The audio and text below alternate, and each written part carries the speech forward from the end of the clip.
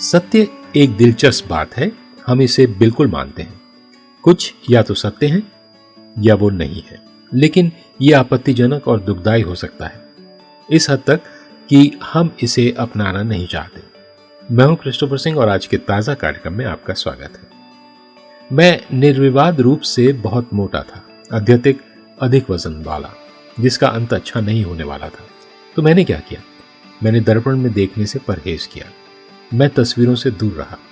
सत्य को जानने और उसे स्वीकार करने के बीच एक बहुत बड़ा अंतर है।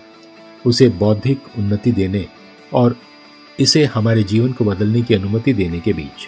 इसलिए सत्य एक कुंद उपकरण के रूप में शायद ही कभी काम करता है।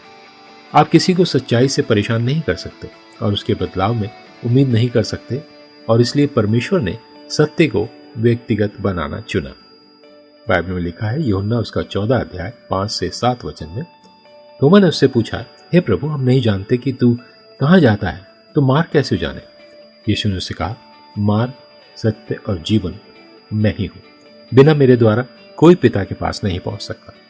यदि तुमने मुझे जाना होता तो मेरे पिता को भी जानते, और अब उसे जानते हो और उसे देखा भी है।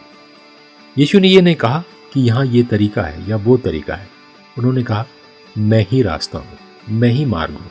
उन्होंने ये नहीं कहा यह सच है और फिर लोगों द्वारा जी रहे जटिल और उत्पीड़न जीवन के बारे में बातें करना शुरू कर दिया।